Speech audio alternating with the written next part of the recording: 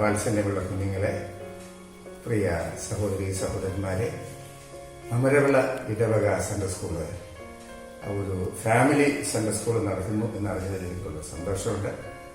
അതിൽ കുഞ്ഞുങ്ങളോടും മറ്റുള്ളവരോടും സംസാരിക്കാനുള്ള അവസരം central school secretary Shri Joshi sir അവർ എനിക്ക് തന്നതിലും പ്രത്യേകിച്ച് നന്ദിയുണ്ട്. എന്നെ ഈ മാധ്യമത്തിലൂടെ നിങ്ങളെല്ലാവരും എന്നെ കാണുകയും കേൾക്കുകയും അറിയിച്ചതിൽ നിങ്ങൾക്കും സന്തോഷമുണ്ടെന്ന് ഞാൻ വിചാരിക്കുകയാണ്. നിങ്ങൾക്ക് എന്നെ പരിചയം കാണും. എൻ്റെ പേര് റവറൻഡ് കുഞ്ഞപ്പി യേശുദാസ് എന്നാണ്. 4 വർഷത്തിന് മുമ്പേ ഞാൻ നിങ്ങളുടെ ഇടവകയിലെ വൈദികനായിരുന്നു.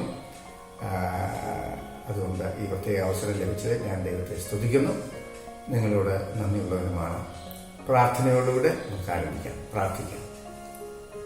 മഹാകാരുണ്യവാനും കൃപ നിറഞ്ഞനുമായ ഞങ്ങളുടെ കർത്താവേ, അനുഗ്രഹീതമായ എല്ലാ നിമിഷങ്ങൾക്കായി നന്ദിയോട് സ്തോത്രം.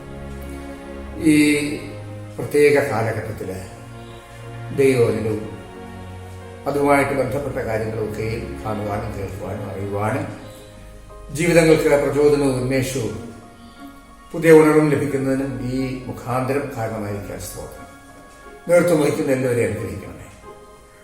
ഇന്ന് ഈ ക്ലാസ്സിൽ അറ്റൻഡ് ചെയ്യുന്ന എല്ലാവരുടെ മേലും ദൈവത്തിന്റെ കൃപയും സമാധാനം ഉണ്ടാകട്ടെ. യേശുവിന്റെ നാമത്തിൽ ഞങ്ങളുടെ പ്രാർത്ഥന കേൾക്കണമേ.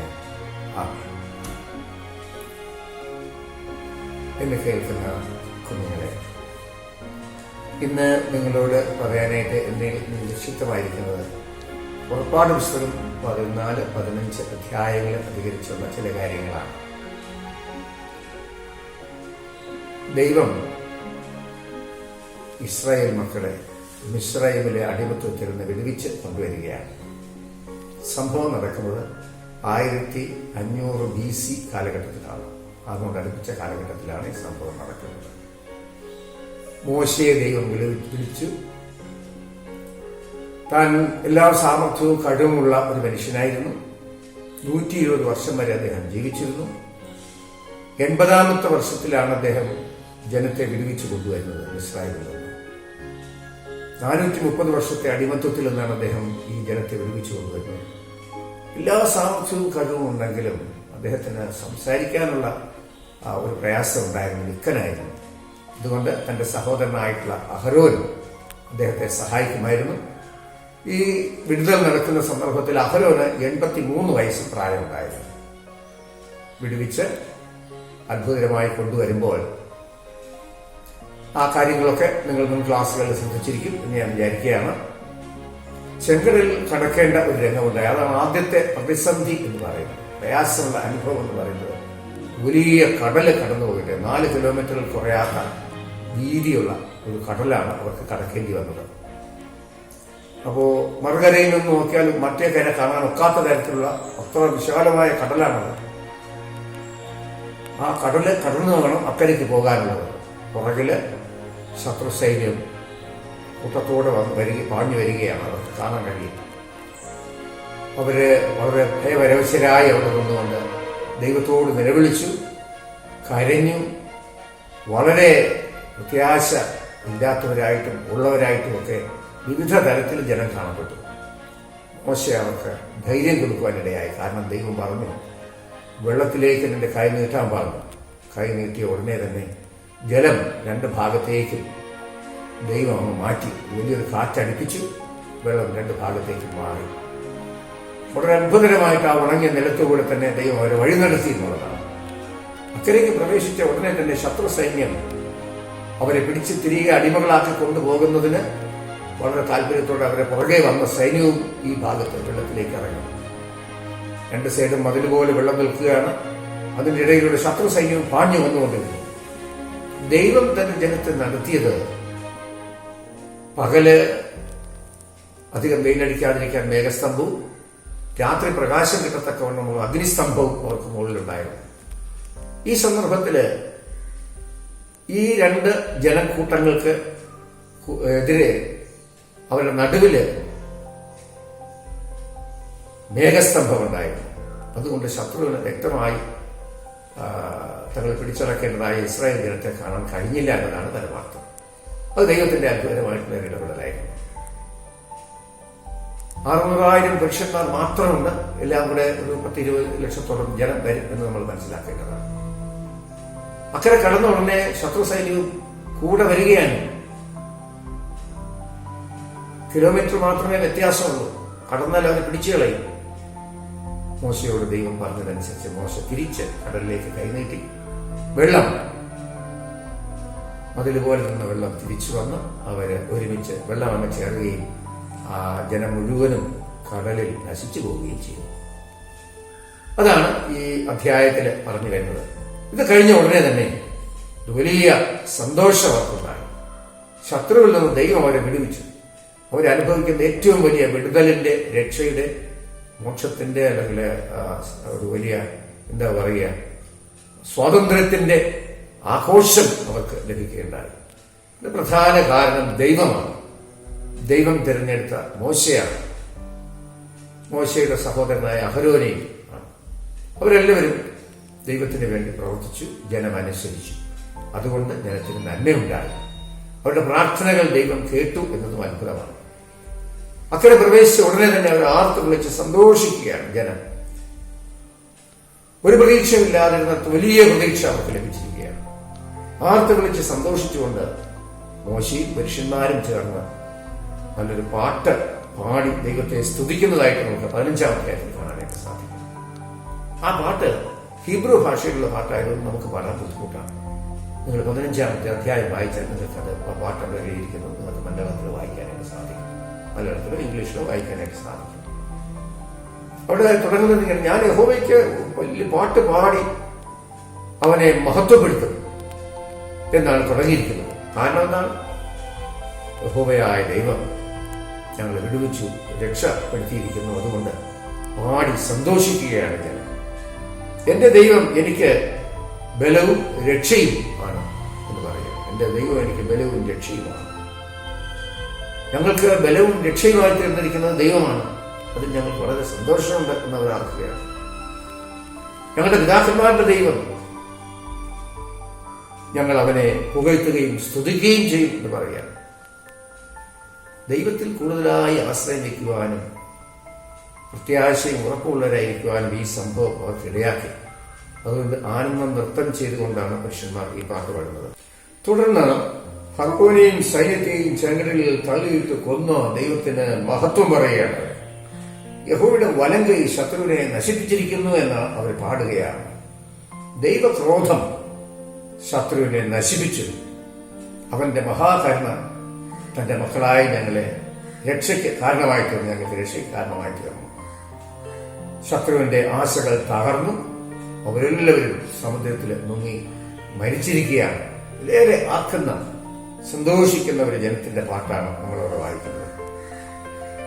വീണ്ടും പറയുകയാണ് അവര്: യഹോവേ, ദേവന്മാരിൽ നിനക്ക് തുല്യൻ ആർ, വിശുദ്ധിയിൽ അത്ഭുതങ്ങളിലൊക്കെ നിനക്ക് തുല്യൻ ആർ. നീ വീണ്ടെടുത്ത ജനത്തെ സന്തോഷത്തോടുകൂടെ നീ വഴിനടത്തി. ദയ കൊണ്ട്, കരുണ കൊണ്ട് അവരെ വഴിനടത്തി. നിന്റെ സ്ഥലത്തേക്ക് നീ അവരെ എത്തിച്ചിരിക്കുകയാണ്.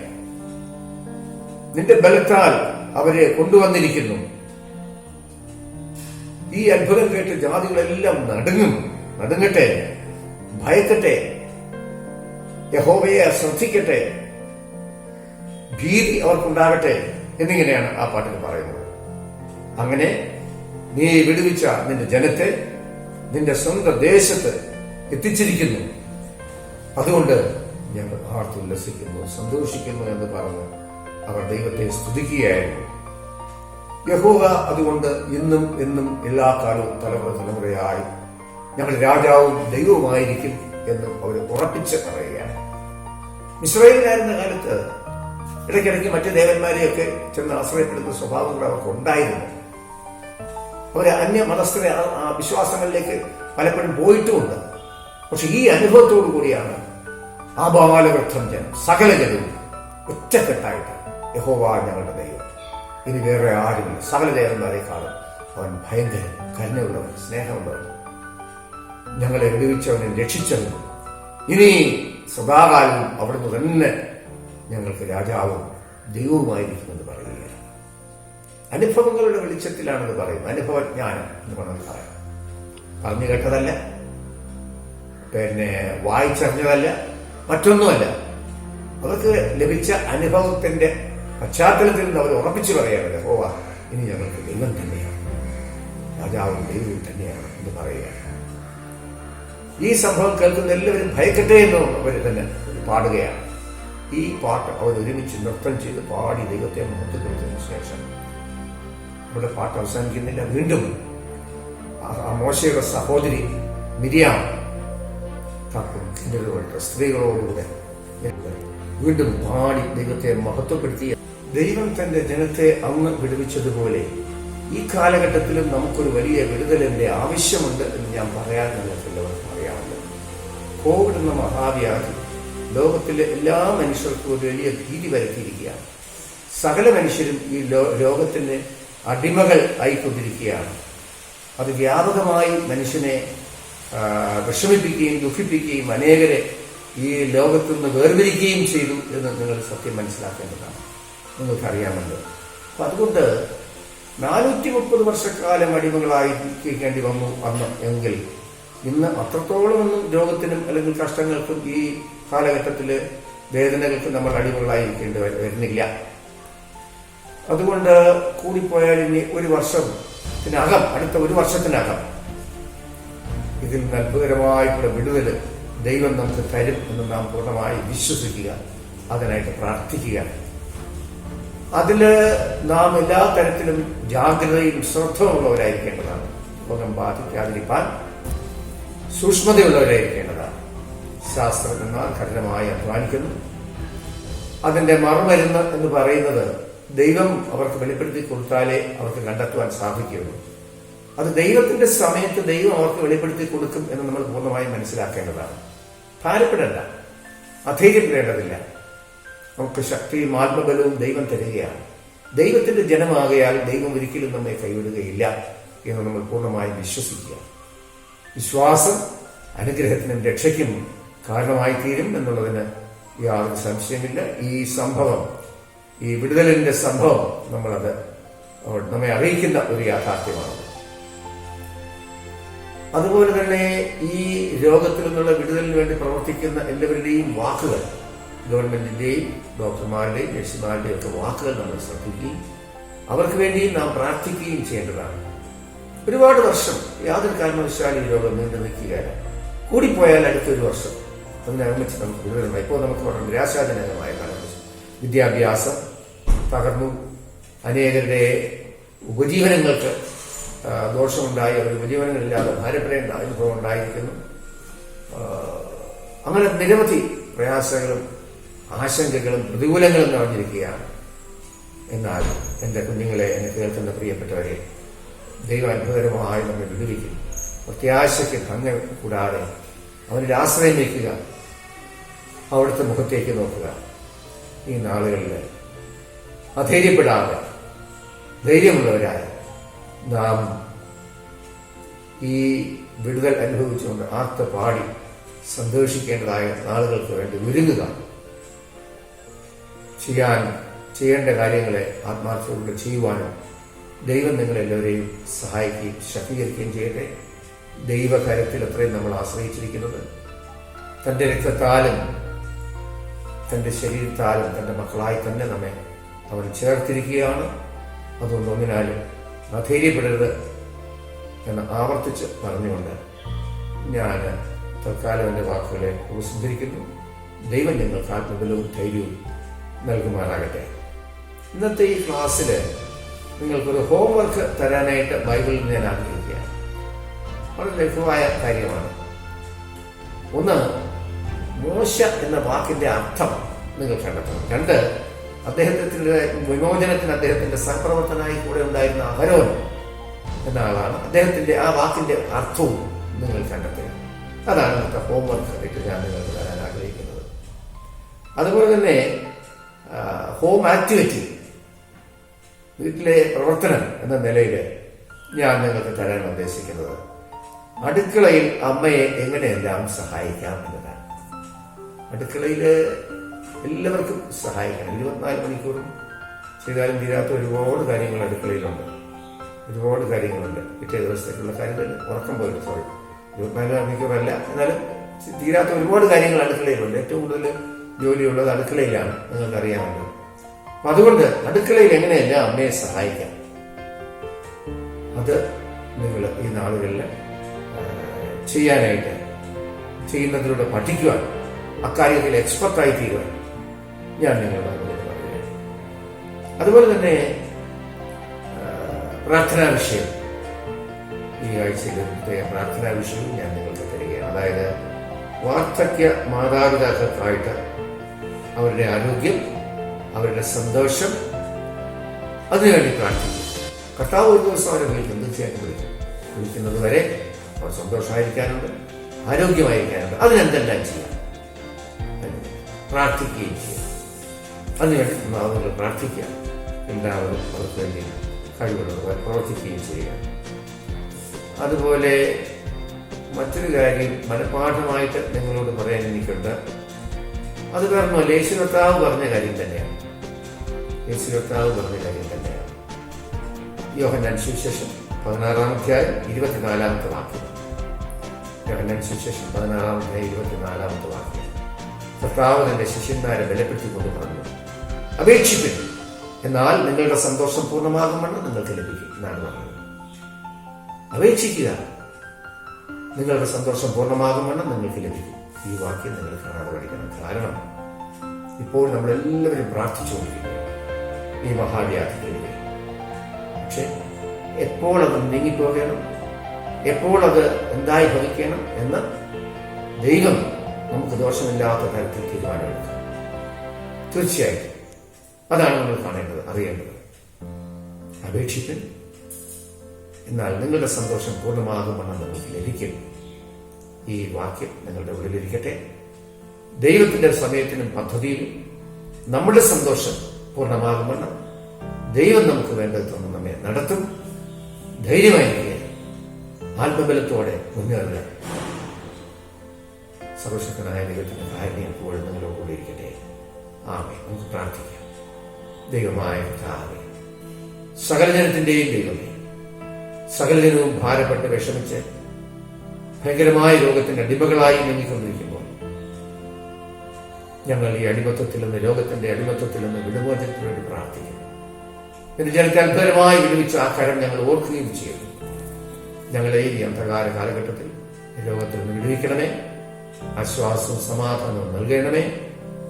തലമുറകൾ ദേശത്ത് പാർക്കുവാൻ ദൈവം അനുവദിക്കണമേ എന്ന് ഞങ്ങൾ പ്രാർത്ഥിക്കുന്നു. ദൈവം സകലത്തിനും മതിയായവനെന്ന് ഞങ്ങൾ അറിയുന്നു, വിശ്വസിക്കുന്നു. കൃപയുടെ കരുണയുടെ കരവും ഞങ്ങളോടുകൂടെ എപ്പോഴും ഉണ്ടായിരിക്കട്ടെ. അതിനായി ഞങ്ങൾ വിധേയപ്പെടുന്നു, വിശ്വസിക്കുന്നു, ദൈവകരങ്ങൾ മുറുകെ പിടിക്കുന്നു. കർത്താവേ, കനിയണമേ. സന്തോഷത്തോടെ അവിടുത്തെ ഈ ഭൂമിയിൽ പാർക്കുവാൻ ഞങ്ങളെ അനുവദിക്കണമെന്നാണ്. ഈ പ്രതികൂലം എന്തുകൊണ്ടുണ്ടായി എന്ന് ചിന്തിക്കുവാൻ, ഉണരുവാനും എല്ലാ മാനുഷിക സംസ്കാരങ്ങൾക്കും രാജ്യങ്ങൾക്കും വ്യക്തികൾക്കും ഇടയാകണമെന്ന് പ്രാർത്ഥിക്കുന്നു. അങ്ങനെ ഒരു പുതിയ ഉണർവിന്റെ, ഒരു പുതിയ രൂപാന്തരത്തിന്റെ ഘട്ടം തന്നെ ഇതോടുകൂടി ലോകത്തിൽ സംജാതമാകുവാൻ കർത്താവേ കരുണയുണ്ടാകണമേ എന്ന് ഞങ്ങൾ പ്രാർത്ഥിക്കുന്നു. വിമോചനത്തിനായി കാത്തിരിക്കുന്നു, രക്ഷയ്ക്കായി കാത്തിരിക്കുന്നു, വിടുതലിനായി ഞങ്ങൾ പ്രാർത്ഥനയോടെ നോക്കിയിരിക്കുന്നു. ഒക്കെയും അവിടുത്തെ മഹാകരുണയാലത്രേ സാധ്യമാകുന്നത്. കർത്താവേ, കനിയണമേ എന്ന് ഞങ്ങൾ പ്രാർത്ഥിക്കുന്നു.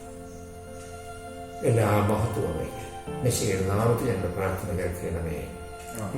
നമ്മുടെ കർത്താവായ യേശു ക്രിസ്തുവിന്റെ കൃപയും പിതാവായ ദൈവത്തിന്റെ സ്നേഹം പരിശുദ്ധാത്മാവിന്റെ കാരുണ്യം ദിവ്യമായി നടത്തി നിങ്ങൾ എല്ലാവരോടുകൂടി എപ്പോഴും ഉണ്ടായിരിക്കട്ടെ.